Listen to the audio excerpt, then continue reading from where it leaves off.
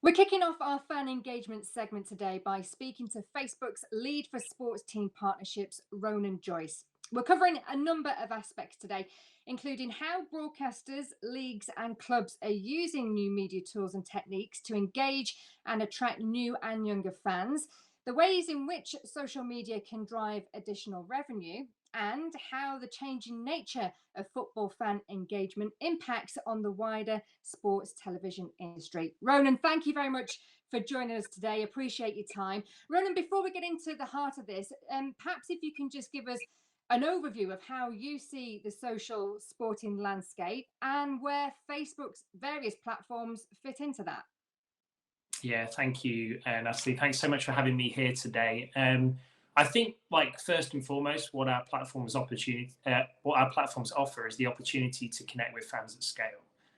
We have over 700 million fans that love sport on Facebook. We have over 500 million sports fans on Instagram, and ultimately, the opportunity is there for you to connect with fans right across the spectrum, from the hardcore fans who really kind of are invested, in your team or in your league on a day-to-day basis, plus those who maybe dip in and dip out on a more casual basis. So there's the opportunity to reach them across the board and ultimately find a way to build fandom, engage them, and kind of drive them up through your business funnel as well.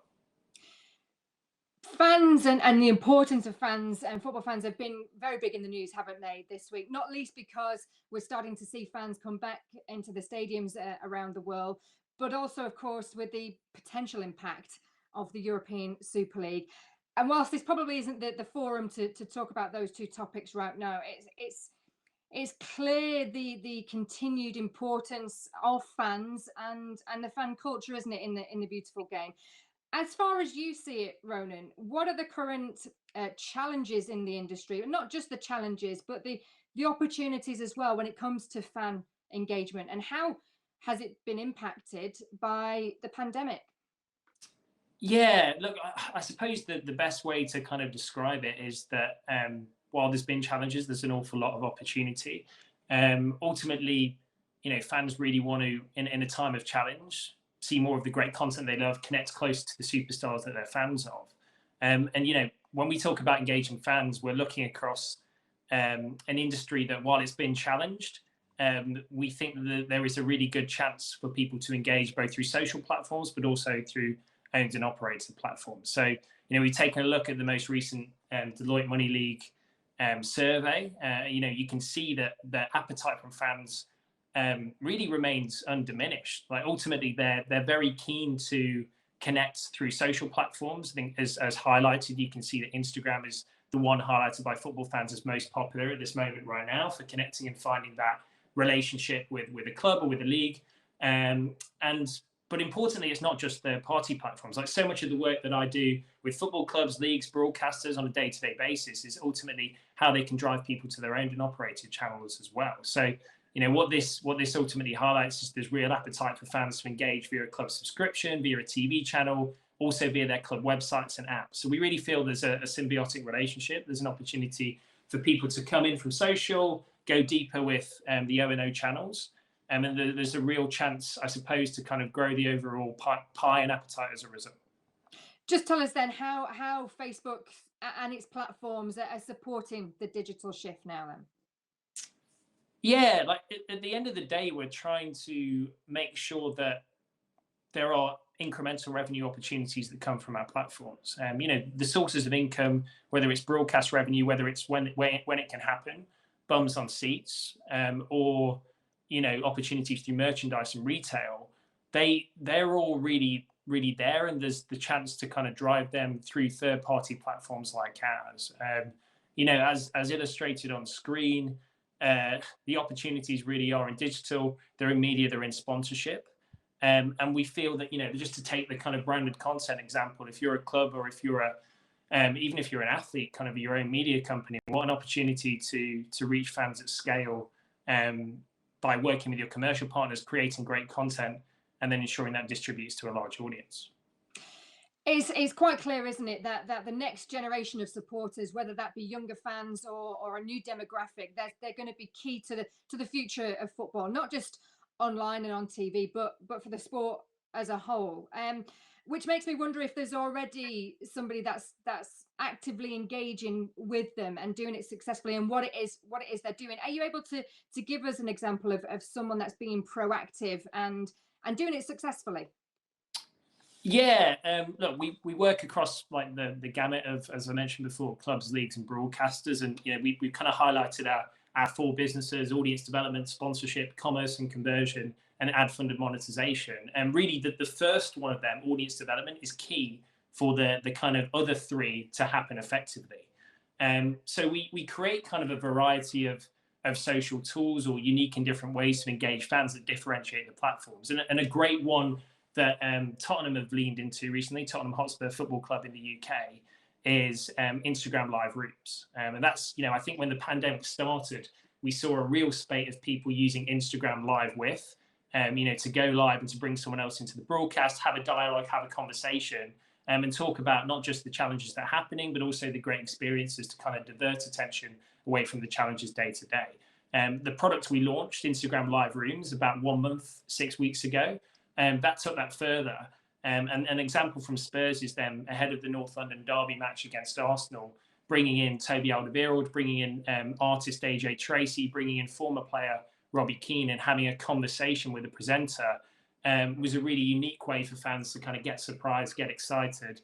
And if you think about this from a fan engagement perspective, that really works. But if you think from a business perspective, you can build affinity, you can build fandom, and you can ultimately, as I said before, have fans go down that funnel towards purchasing a shirt, whether it's signing up to your OTT subscription. So those are the things to think about. And Tottenham's a great example of someone who's done it well.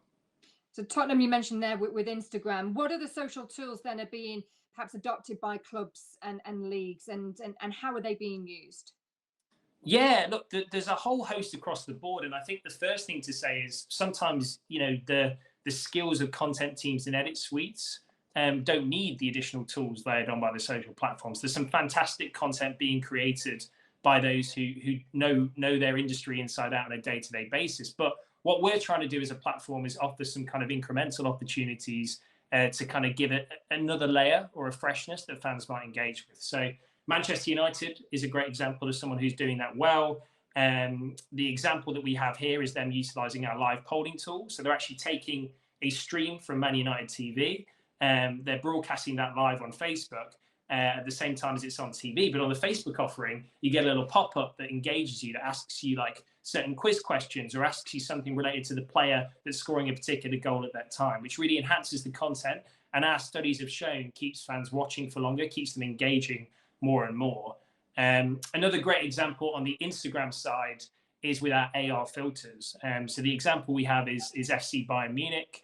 They obviously last year won the kind of 3 major trophies, including the European Cup, and created a filter or a camera effect, where you as a fan can go and utilize it, express your fandom, create something fun in like a really engaging way. And just very topically this week, we saw Inter Miami kind of kick off their season in a game against LA Galaxy. They also had a really creative and innovative use of the AR filter function. And look, especially through the pandemic, when fans can't be in the stadium expressing their fandom in that way, we see that these tools really do resonate. Money, of course, is always a key factor, isn't it, in fan engagement? Can these tools then and these strategies be used to drive additional revenue? Yes, I think they can. We talk about Facebook as a platform for audience development first and foremost, but if you can keep people watching for longer, if you can keep them engaged via some of the tools just mentioned, there's then the opportunity to monetize. I touched on ad-funded monetization earlier. Essentially, that's our in-stream ads product, which means that if you publish a piece of content, midway through the content, an ad can appear, and there's a revenue share between the publisher and the platform.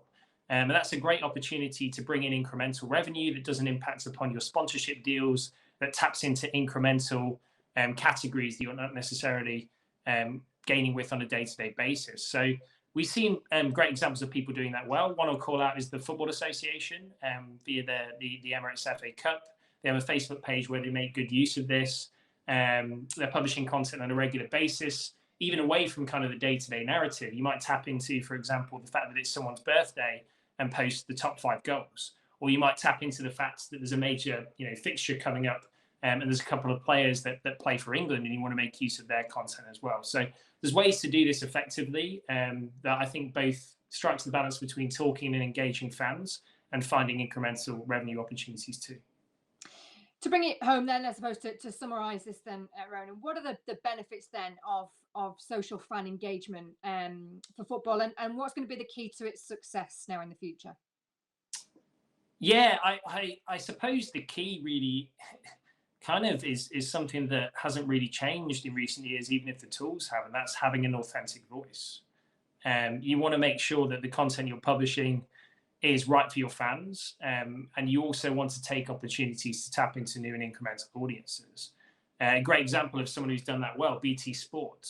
We have a case study with them where they partnered up with their Women's Super League content, broadcast it live on Facebook, but also tapped into their relationship with Manchester City, one of the clubs, who cross-posted that content to their page as well. And the stat that we have is 94% of the audience who consume that content were not already connected to the BT Sport page. So, to kind of bring it back to the kind of core of your question, stay authentic, tap into the opportunities that are there. And I suppose, if you are able to reach an incremental audience, look at the incremental revenue opportunities that can support your business too.